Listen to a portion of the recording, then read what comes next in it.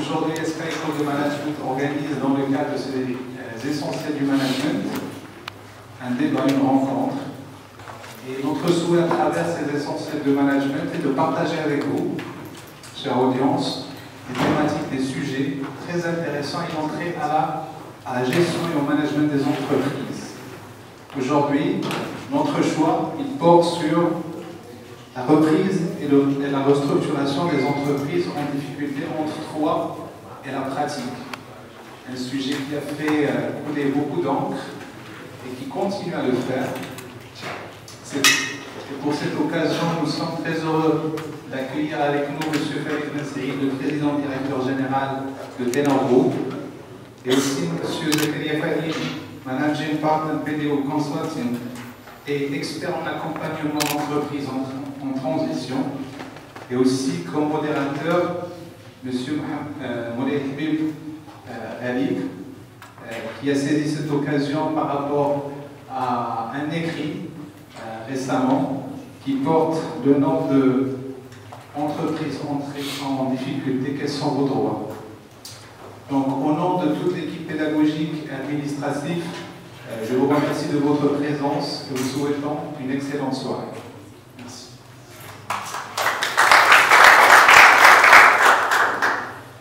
Merci, chers collègues.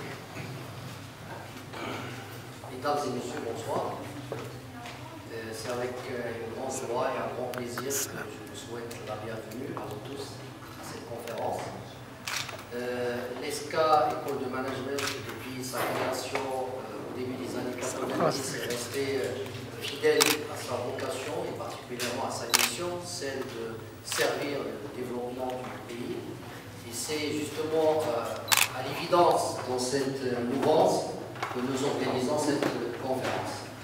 Donc, je n'oublierai pas en fait deux chevilles ouvrières infatigables, Madame Zitane et Madame Majdoline, quand il s'agit de réussir une conférence, ils ne ménagent aucun effort et ils réussissent toutes les conférences organisées sous les auspices de l'ESCA. Nous sommes à ESCA École de Management très particulièrement sensibles à la qualité de notre auditoire. Et notre auditoire ce soir est composé de personnes ressources, mais également d'invités spéciaux qui se sont joints à nous à l'occasion de cette occasion particulière. Alors donc sans trop tarder, parce que je sais que ce soir chaque seconde compte, bon. Mes amis qui savent que je suis un madridista, je vous assure que ce n'est pas fait exprès, c'est un hasard du calendrier qui a fait qu'aujourd'hui à 18h45 nous avons donc un match de foot Bayern contre le Barça, donc ce n'est pas exprès, c'est pas fait exprès, et donc on s'arrangera pour justement être tout à fait dans les temps.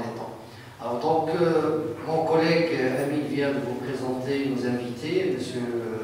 Farid Ben Saïd, qui est président, directeur général du groupe Tenor, et vous verrez que c'est un ténor en matière de redressement des entreprises, et également M. Fahim Zakaria, qui est un expert comptable. Alors, trois axes, pour l'animation de cette conférence, il y a trois axes.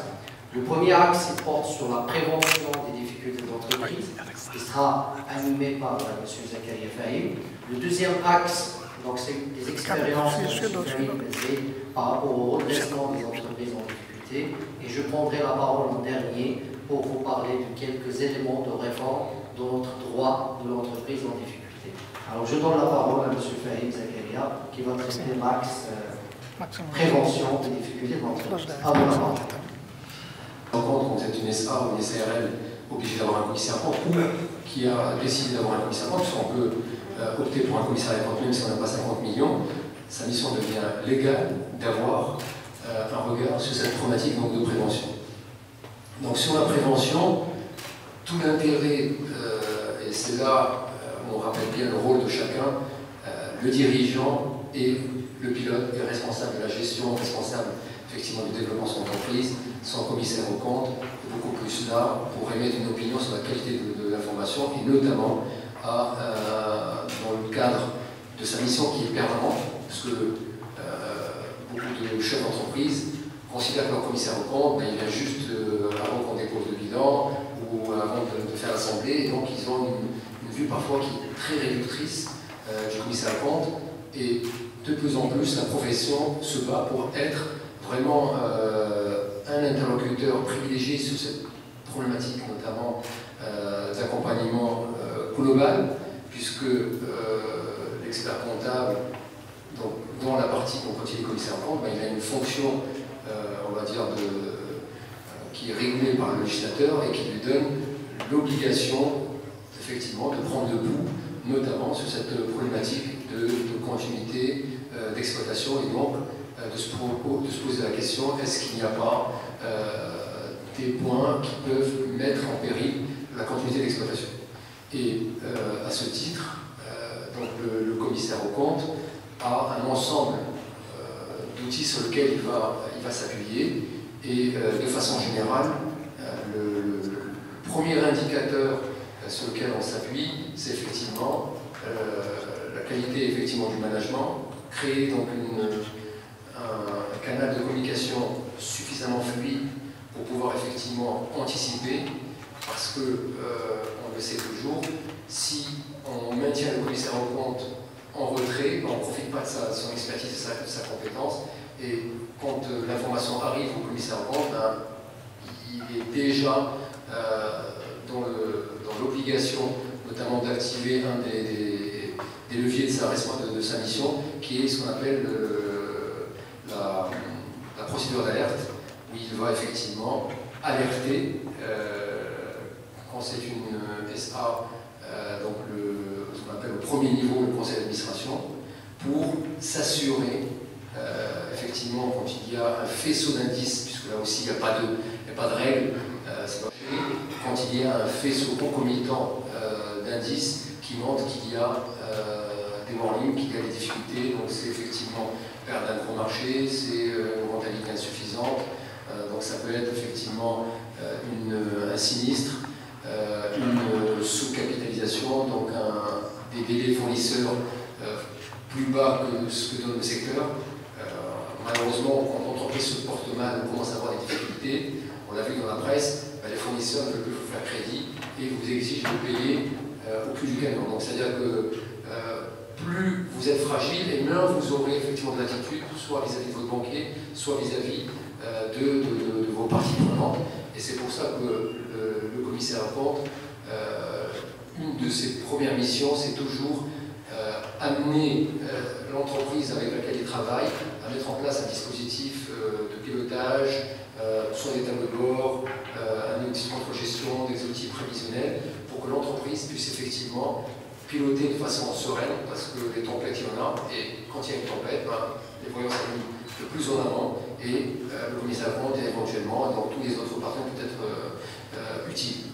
Si effectivement, malgré tous ces indicateurs, vous êtes, l'entreprise se trouve dans une situation où elle est dans une grande difficulté financière, où effectivement se pose la question de la cessation de paiement, donc le commissaire aux comptes, dès qu'il relève ses faits, donc la loi l'oblige dans les 8 jours de saisir effectivement le conseil, et il doit avoir une réponse dans les 15 jours, et si la réponse n'est pas satisfaisante, donc il va demander, parce qu'il y a plusieurs niveaux, le premier niveau est un niveau ce qu'on appelle une procédure d'alerte vraiment fermé, on informe le conseil d'administration, il répond, la réponse est satisfaisante, on suit le déroulé et les tiers ne sont pas informés.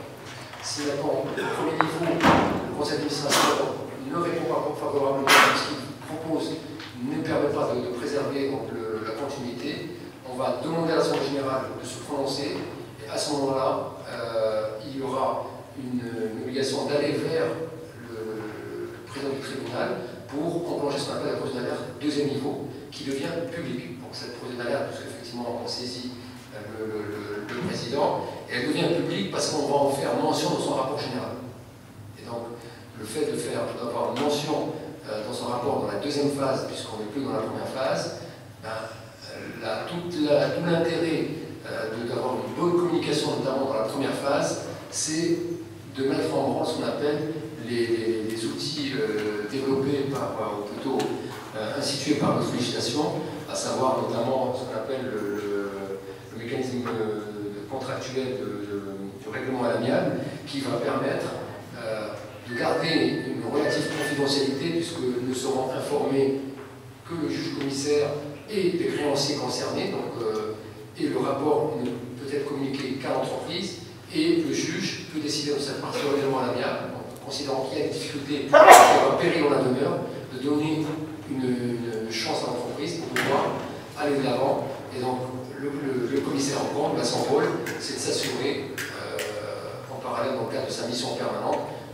que cette phase de règlement se passe bien. Et si effectivement cette phase n'aboutit pas, ben, normalement, on passe dans la phase ultime, qui est le redressement judiciaire, où on est vraiment dans une phase où le juge a un délai aussi pour soit se prononcer pour la partie donc redressement et donc donner un moratoire à tous les créanciers pour qu'ils arrêtent de réclamer donc, leurs créances antérieures à la base de la procédure, d'avoir un échéancier pour toutes les opérations nouvelles et de définir un mode opératoire pour préserver effectivement l'emploi, donc l'outil de travail et le développement plutôt de l'activité d'entreprise. Donc, en tant que commissaire aux comptes, nous avons effectivement un rôle important et qui est souvent lié à ce que je disais tout à l'heure, à ce canal de communication avec le dirigeant, et c'est pour ça que ce téléphone rouge doit être ouvert avec son commissaire en compte pour pouvoir profiter de son expérience et donc s'assurer que tout ce qu'il faut mobiliser a été mobilisé pour éviter le risque de non-congé d'exploitation. Et en parallèle, effectivement, donc ce que je disais tout à l'heure, le commissaire en compte engage sa responsabilité s'il n'enclenche pas la procédure d'alerte. Et une fois qu'on enclenche la procédure d'alerte, le plus important, c'est construire un canal de communication et éviter effectivement à ce que l'entreprise puisse effectivement se trouver en difficulté. Donc voilà un petit peu, donc je pense que les mécanismes par rapport à l'intervention du commissaire en compte. Bien sûr, quand le législateur a mis en place, comme je disais tout à l'heure, tout un process qui a été inspiré du modèle français dans la prévention, puisqu'auparavant, avant l'entrée en vigueur de la loi de 1995 sur la prévention des difficultés d'entreprise, quand l'entreprise était en difficulté, en fonction de la qualité du débiteur, on pouvait effectivement se retrouver à être saisi de certains actifs pour pouvoir honorer un débiteur.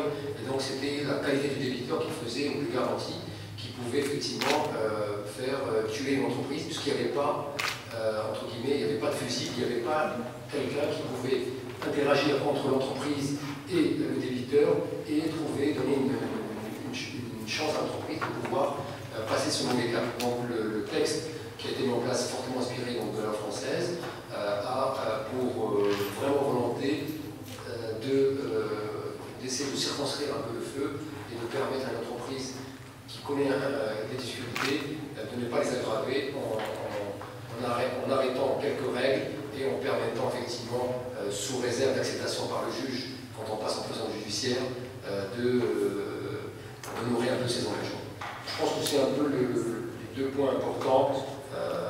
Maintenir un bon contact avec son commissaire en compte pour pouvoir l'utiliser en tant que partenaire et gérer ses prévoirs, donc avoir tous les outils pour ne pas se retrouver dans cette situation de non-retour dans la continuité. Et en parallèle, ce qu'il faut bien rappeler ici, c'est qu'il y a quand même en-delà de la procédure d'alerte, des mécanismes prévus par la loi qui sont très utilisés par les entreprises, puisque très souvent, quand vous regardez autour de nous, techniquement, il y a beaucoup d'entreprises qui sont en cessation de paiement, puisque c'est devenu une mode.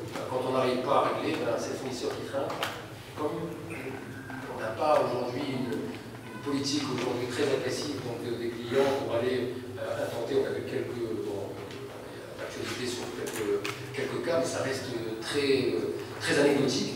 Mais la réalité, c'est qu'effectivement, le processus n'est pas appliqué, je pense, dans son esprit au Maroc, et on doit arrêter de confondre fournisseurs et banquiers, et là, ça nécessite effectivement un accompagnement en termes de, je dirais, éducationnel sur les entrepreneurs, et c'est là où des structures comme le patronat ou d'autres ont cette obligation de former, d'accompagner les agents sur tous ces outils qui existent aujourd'hui.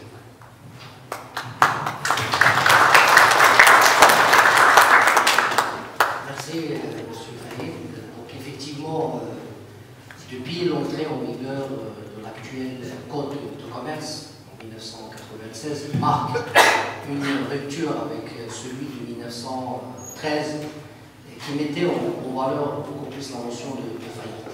Donc l'une des particularités de l'actuel Code de commerce, qui bien entendu appelle bien sûr des remarques, c'est justement de considérer la personne morale comme étant une personne physique qui peut tomber malade. Et ce n'est pas parce qu'il est malade qu'il faut ordonner l'euthanasie. Donc je pense que c'est dans cet esprit que le système marocain a introduit la notion de la prévention interne et qui peut déboucher effectivement sur la prévention externe. Sachant que dans le contexte marocain, il y a un critère. Le critère, c'est effectivement être en difficulté sans pour autant être en cessation de paiement. Parce que si on est en difficulté, je reviendrai tout à l'heure sur la notion de difficulté, et on n'est pas en cessation de paiement, on est effectivement dans le règlement amiable. Parce que si cette difficulté débouche sur une cessation de paiement, et bien là, il faut traiter, et on traite dans le cadre d'un redressement judiciaire qui peut prendre la forme soit d'un plan de continuation, soit d'un plan de cession. Et donc pour apporter un éclairage sur cette question de redressement et pour profiter de son expérience et surtout de son expertise, je cède la parole à M. Faye. Merci. Merci de m'inviter à l'ESCA. Moi, je vais vous parler plus vision entrepreneur et plus vision expérience terrain sur la problématique de reprise d'entreprise qui, malheureusement, quand on va racheter une entreprise, souvent on trouve que c'est une entreprise en difficulté et qu'on doit agir rapidement. C'est vrai qu'au Maroc, on est dans une conjoncture pour les jeunes comme vous qui sortent, certains sont encore au niveau de l'ESCA, d'autres dans d'autres écoles, on a très souvent des ambitions d'être entrepreneur. Parce qu'au Maroc, on est dans une situation où effectivement, on peut encore développer des choses dans des domaines qui sont vierges, ou certains pas encore très bien exploités, donc tout le monde doit être entrepreneur. Et pour être entrepreneur, il y a deux manières de faire. Soit on démarre de zéro, et c'est vrai que ça devient de plus en plus difficile, parce qu'il faut avoir l'idée et les moyens, et ensuite pouvoir savoir gérer et se développer, ce qui n'est pas évident. En tout cas, plus on avance dans le temps, plus c'est bouché, si j'ose dire, en termes d'opportunités quand on veut démarrer à zéro. Sauf quand on veut créer Google sur des choses un peu nouvelles technologies ou des bulles souvent, mais c'est pas aussi évident. Donc, souvent, on est amené, quand on a l'âme d'entrepreneur, à racheter l'entreprise. Et pour racheter l'entreprise, on se dit, tiens, soit on va aller vers les entreprises qui sont hyper bien structurées, qui tournent comme une horloge suisse. D'abord, c'est assez rare. Et deuxièmement, quand on les trouve, ça coûte cher. Parce que ce qui est rare est cher. Donc, le rêve de l'entrepreneur, c'est d'aller prendre une entreprise qui ne coûte pas d'argent, qui est en difficulté, et de la sauver et de gagner beaucoup d'argent. Donc, c'est un scénario qui est classique, que j'ai vécu personnellement, avec des succès et des échecs. C'est quand même pas forcément évident et il ne faut pas se tromper.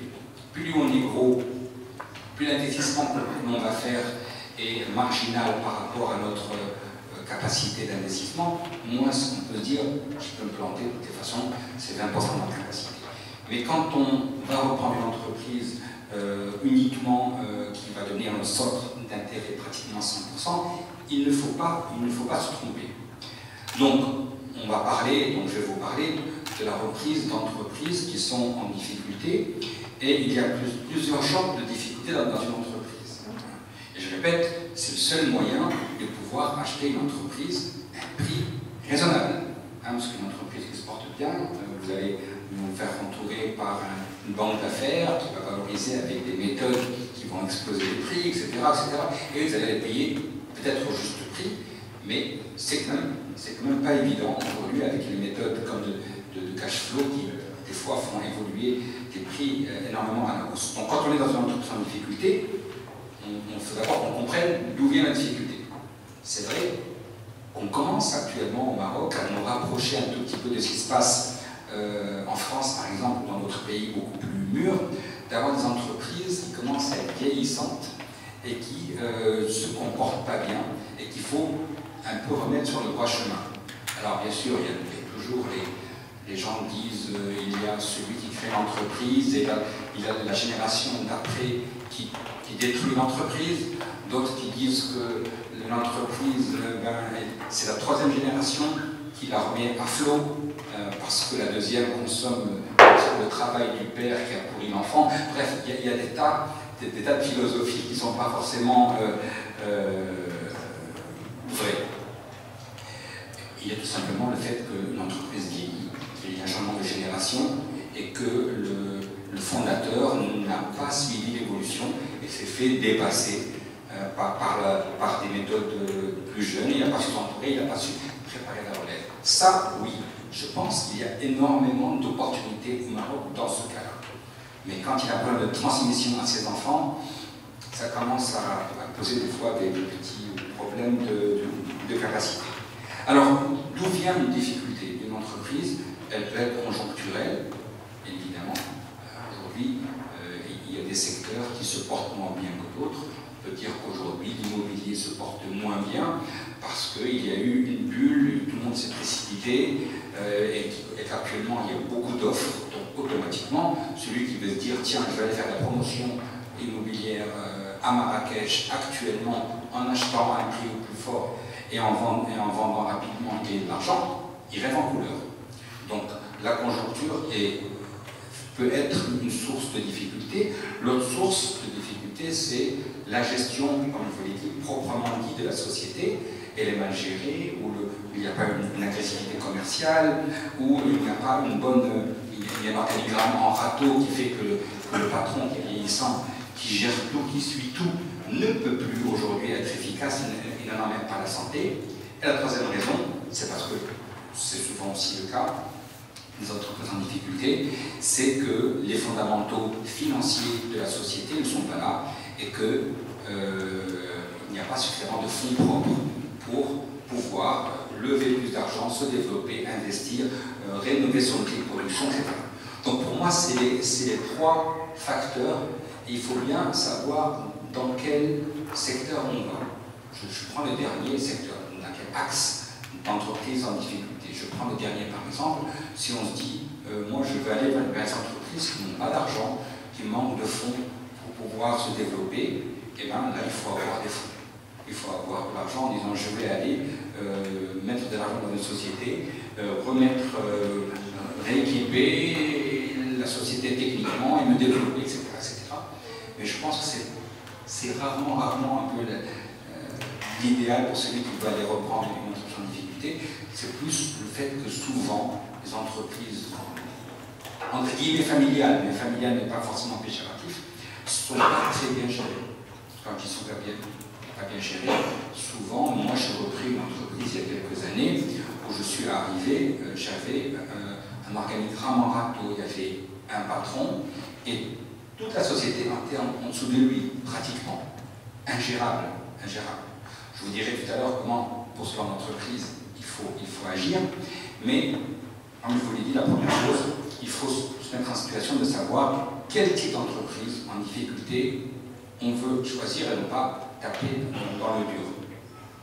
Après, il faut savoir poser la question, qu'est-ce que je veux en faire? Parce que l'avenir que je veux donner à cette entreprise doit déterminer ma manière de la choisir et également de la redresser s'il faut la redresser. Est-ce que je veux reprendre une entreprise pour l'enjoliver, pour la remettre en état et la revendre?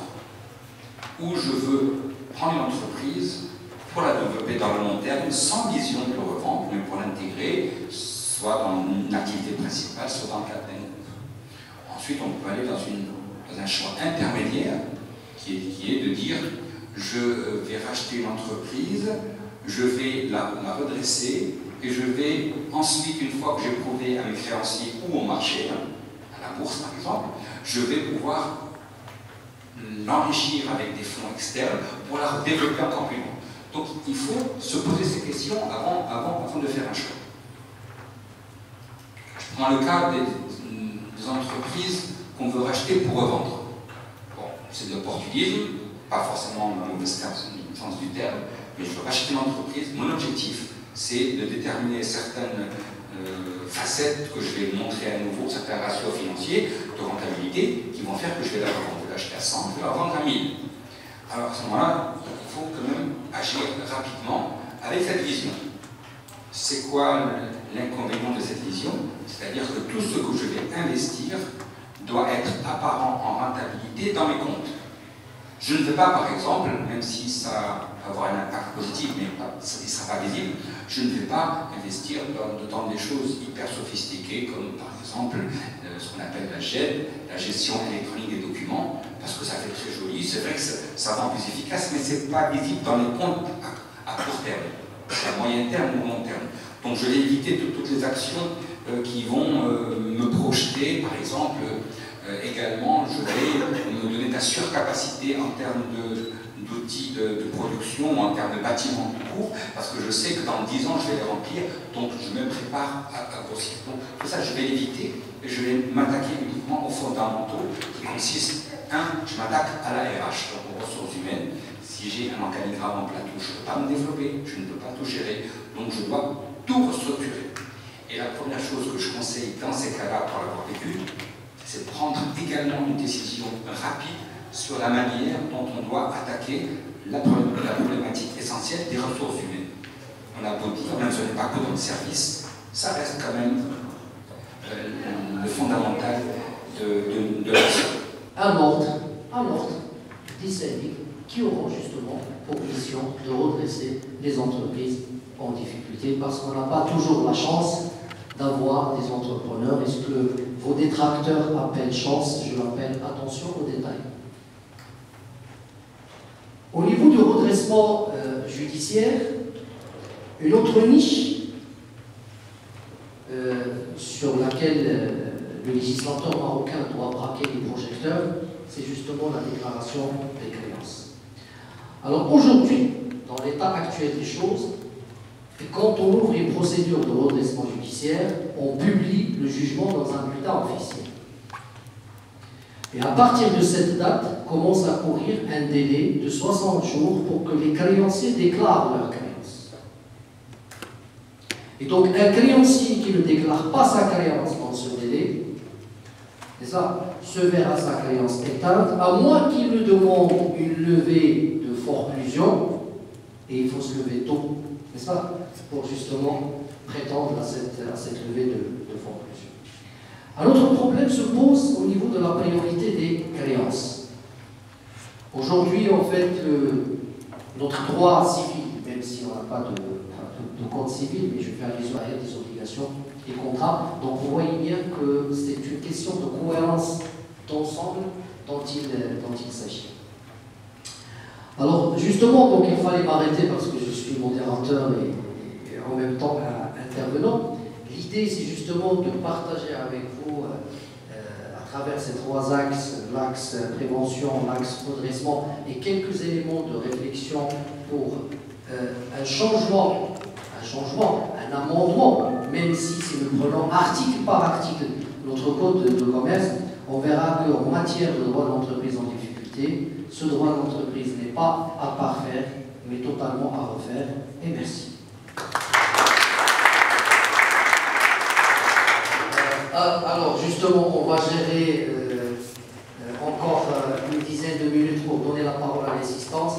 Au cas où vous auriez des questions à poser, j'imagine que la question qui va revenir, quand est-ce que vous allez vous libérer, parce qu'on a un match à voir.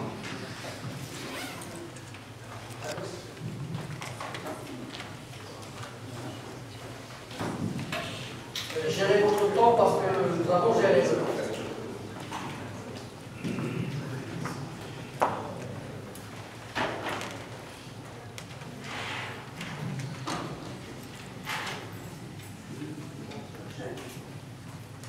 Oui, bonsoir tout le monde. Je tiens à vous remercier de la qualité des exposés des trois intervenants. Moi, j'ai deux questions et une intervention. Donc, vous avez donc parlé surtout des problèmes d'ordre social, d'ordre économique, d'ordre financier que rencontrent actuellement les entreprises dans une conjoncture hostile. Il faut dire par rapport à ça, quand même, le système bancaire a réagi par rapport à ça.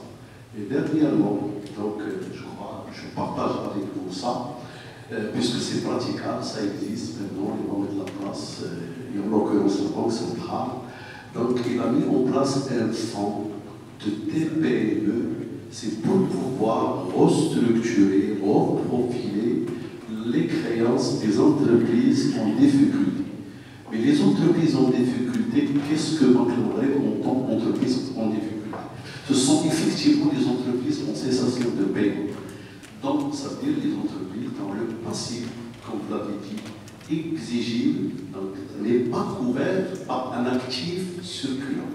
Donc l'entreprise elle est là, il a un stock qui n'arrive pas à liquider et qui a des créances clients étirées qui n'arrivent pas à mobiliser, et également une entreprise qui dépend d'un seul client, une entreprise monoclient, surtout les entreprises qui relèvent de BTP, qui travaillent avec l'État, et donc le délai de paiement il est très allongé. L'entreprise, sur le plan financier, elle est viable, elle est même profitable, elle est même rentable, mais elle est en cessation de paiement parce qu'il y a un problème de liquidité. Et combien d'entreprises en Europe qui sont rentables, comptablement parlant, mais je dirais qu'ils n'ont pas le cash flow. N'ont pas le cash flow, pour ne pas dire cash flow, puisque le problème, le nerf de la guerre, c'est la trésorerie, donc c'est le cash flow. Effectivement, Banque Maghreb, il a mis en place un dispositif, les banques actuellement, il accompagne les entreprises qui ont la visibilité, qui ont les bonnes perspectives, qui opèrent dans des secteurs porteurs, mais qui ont ce problème de liquidité. Donc, qu'est-ce qu'il faut les banques? Ils reprofilent les créances, ils les restructurent, ils prennent tout ce qui est passif exigible et exigé, ils le remontent vers le haut de bilan, ils donnent un crédit de restructuration. Justement, je dirais, des business plans proposés par l'entreprise, par l'entrepreneur, et en même temps, ça donne un ballon d'oxygène pour ne pas justement laisser l'entreprise rentrer dans le cycle et dans les syndromes de cessation de paiement. Donc ça, c'est effectivement, il y a même, je crois, il y a longtemps, 5 milliards de dirhams c'est un fonds de Banque Maghreb que les banques puissent justement, et les banques qui jouent le jeu. Il y a pas mal d'entreprises qui ont profité de ça, et donc chose qui a donné un ballon d'oxygène à certaines entreprises. Mais je dis par là, les entreprises qui ne sont pas, je dirais, qui utilisent des manœuvres frauduleuses ou fallacieuses, ça veut dire qu'il y a pratiquement des retours déficitaires, qui utilisent des manœuvres, la pratique des prix abusivement bas, les entreprises qui utilisent de la banque au bout, on ne parle pas de ces entreprises. Par l'entreprise qui travaille, mais qui sont victimes d'un système, d'une conjoncture, d'une hostilité, et qui ont les fondamentaux, et il y a le management, et il y a le marché, et il y a les hommes qu'on vient de il y a des marchés, mais le problème c'est la liquidité, ça existe. Donc l'État a réagi par rapport, le système bancaire a réagi par rapport, et même la CCG, il a conforté les positionnements par un aval. Il donne un aval par rapport à ça, à hauteur de 50% en tant que garantie pour appuyer et pour inciter les banques justement à jouer le jeu, pour sauver les entreprises. J'ai deux questions. La première question, c'est pour Cyril. Vous avez dit dans les créances antérieures à la procédure de redressement. Généralement, les banquiers ils doivent jouer le jeu. Mais le problème, et là je pose une question un peu juridique, il y a une contradiction, c'est que le banquier, si on voit l'article 63, l'ancienne loi bancaire, pas la nouvelle, je ne sais pas le nouveau, mais l'ancienne loi, il y a l'article 63, qui impose et qui oblige les banques à ne pas, je dirais, à cesser, à dénoncer les lignes de crédit, surtout pour les entreprises pour lesquelles on constate un comportement gravement répréhensible. Ça, c'est le terme juridique grave. Donc, quelque part, un banquier peut expliquer la cessation de paiement, une difficulté d'entreprise, c'est un comportement quelque part, je dirais, gravement répréhensible. il y a l'avalanche des aides payées, machin et tout ça. Peut-être le banquier peut expliquer ça comme ça. D'où donc, comme vous l'avez dit, il faut un ordre des syndics pour accompagner, pour expliquer, pour harmoniser les concepts et en même temps les terminologies, pour ne pas laisser tout un chacun expliquer, interpréter la loi, parce qu'il y a des chevauchements de loi. Il y a la loi bancaire qui dit une chose, il y a le code de commerce 1196 qui dit autre chose. Quelque part, on aimerait bien, je ne sais pas si vous avez abordé la question par rapport à ça, pour trancher et permettre justement je dirais, à certains acteurs donc acteurs de l'entreprise, de réagir positivement par rapport et ne pas laisser quelque part, je dirais, le blackout par rapport à ça. Et je vous remercie. Donc il y a, si vous voulez, un soupir aujourd'hui pour les créanciers, pour les actionnaires majoritaires, parce que la loi le leur permet. Mais il y a aussi un deuxième problème, c'est que quand il y a une expropriation, en tout cas je l'appelle comme ça, l'actionnaire majoritaire il propose un prix. Et quand il propose ce prix doit être déterminé par un évaluateur indépendant. Donc nous avons un double problème. Le premier, la loi 2603 qui autorise ce genre d'opération. Ensuite, pour mettre des garde-fous, il permet à un certain évaluateur de retenir des méthodes d'évaluation, mais une méthode d'évaluation pertinente. Encore faut-il se mettre d'accord sur ce qu'on entend par pertinent, parce que toutes les méthodes d'évaluation sont critiquables, méthode patrimoniale, méthode des multiples, la méthode dont parlait M. Messey tout à l'heure, des services entiers cash flow, parce que justement, quelle méthode retenir pour évaluer une entreprise, justement qui est en difficulté, et que justement, le tribunal a jugé, à tort ou à raison. L'article 560 est là pour appliquer, si vous voulez, pas nécessairement la lettre, mais l'esprit de l'article 560, estime à tort ou à raison que l'entreprise n'est pas éligible à un redressement judiciaire. Et ce n'est pas mauvais quand un tribunal se prononce ainsi sur une affaire. Parce que il ne suffit pas d'ouvrir une procédure de redressement judiciaire. Il faut également penser à ceux que vous risquez de mettre en difficulté parce que vous vous acharnez, n'est-ce pas, à vouloir à tout prix sauver une entreprise qui n'a pas en tout cas les germes ou les prémices d'un redressement. Bon, maintenant, est-ce que c'est fait à tort ou à raison? Je pense que les jours à venir nous le diront.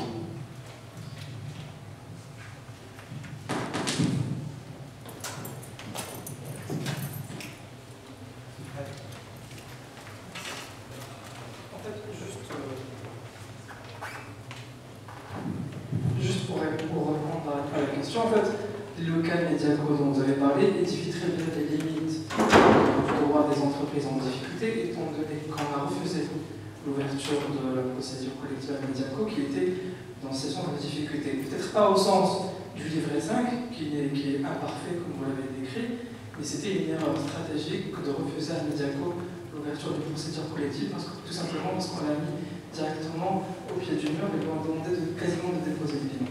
Et juste pour reprendre, puisque le droit de, comme vous l'avez dit tout à l'heure, le droit des entreprises en difficulté au Maroc, c'est plus un droit de liquidation, c'est pas un droit de redressement, c'est pas un droit de conciliation, c'est un droit de liquidation de cours, et le juge lui-même il s'inscrit dans cette logique. C'est un liquidateur, le juge.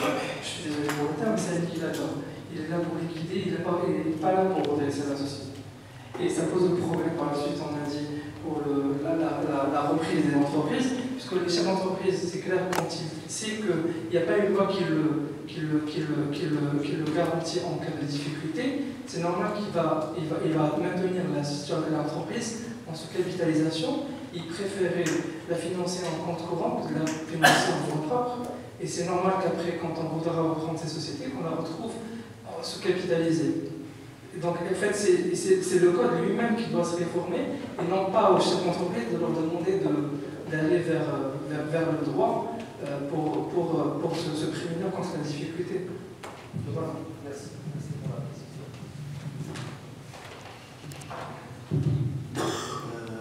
Je tiens d'abord à féliciter pour la présentation. Je me présente, je suis expert comptable, commissaire aux comptes, et je suis souvent nommé syndic pour les Non, non, du tout. Vous avez raison. Je confirme vos dires depuis tout à l'heure. Vous avez bien décrit quand même un peu l'état actuel des choses. Moi, je voudrais juste rapidement insister sur 2 points. D'ailleurs, c'est résumé en quelque sorte de cette petite expérience avec les tribunaux, aussi bien à Casablanca qu'à Marrakech et à Agadir. Le premier constat, c'est un constat qui va rejoindre un peu le contexte de mon beau-frère, c'est Zakaria. C'est le constat un peu économique. Je vais porter en quelque sorte un jugement de valeur vis-à-vis des fonds d'investissement qui n'investissent pas suffisamment dans le capital transmission, dans le capital retournement. Parce que j'estime personnellement qu'il y a beaucoup d'opportunités d'entreprises en difficulté qui cherchent à avoir des fonds d'investissement pour les reprendre, pas via des prises de participation ou via des outils de financement, et on n'en trouve pas. Pourquoi? Parce qu'aujourd'hui, le contexte actuel de l'entreprise en difficulté fait qu'on diabolise cette entreprise. Une entreprise en difficulté, c'est une entreprise avec laquelle tous les investisseurs s'arrêtent de travailler, les clients ne lui font plus confiance, etc. Donc ça, c'est pour le point un peu du capital transmission. Il y a aussi, pour rendre un peu raison aussi à ces fonds d'investissement, pourquoi ils n'investissent pas? Parce que, évidemment, il n'y a pas de stratégie de sortie. Il n'y a pas de stratégie de sortie, que ce soit par la bourse, il n'y a pas de compartiment, on va dire un compartiment urgence pour les entreprises en difficulté, en bourse, etc. Ce genre de sortie, ça n'existe pas sur le marché. Et c'est malheureux, donc c'est une responsabilité qui est un peu partagée entre, disons, ces fonds d'investissement et les entreprises. Mais les deux peuvent très bien faire des affaires ensemble. Sur le plan juridique, le livre 5 est un livre aujourd'hui qui est dépassé malheureusement par rapport au contexte économique des entreprises d'aujourd'hui. Et je tiens à insister sur le point suivant et qui concerne surtout les juges commissaires. Parce que le juge commissaire, il a le rôle, disons, le plus important, vient juste après le rôle du syndic. Donc le juge commissaire, il faut revoir les profils de ces juges commissaires. Pour la plupart, et je vais dire les choses un peu honnêtement, pour la plupart, ce sont des juges qui viennent des tribunaux du droit de la famille, d'accord, des tribunaux de première instance, et on leur donne de décider de l'ouverture d'une procédure de redressement judiciaire. Quand on leur demande pourquoi, on dit on s'est basé sur le rapport d'un expert ou le rapport de l'OPEX. Alors il faut revoir un peu les profils, il faut qualifier les juges commissaires, et c'est en les qualifiant d'ailleurs qu'on va résoudre aussi le problème des syndics. D'accord? On réclame toujours pour les syndics des honoraires qui sont beaucoup plus raisonnables, pour ne pas dire importants, raisonnables par rapport à l'affaire. Les juges, bien sûr, lorsqu'ils voient des sommes énormes pour un expert, il faut déjà qu'ils fassent quand même la différence, hein, pour être honnête, entre un expert comptable et un comptable et, disons, une fiduciaire. Pour la plupart, on ne fait pas cette différence-là. Et on nomme, disons, des syndics en en connaissance de cause. Et merci. Merci beaucoup. Bien, merci beaucoup. On dit toujours que les meilleures symphonies restent inachevées. Donc ce n'est que partie remise. Donc merci de votre présence, merci de votre attention. Et je vous invite à un cocktail et à la prochaine conférence.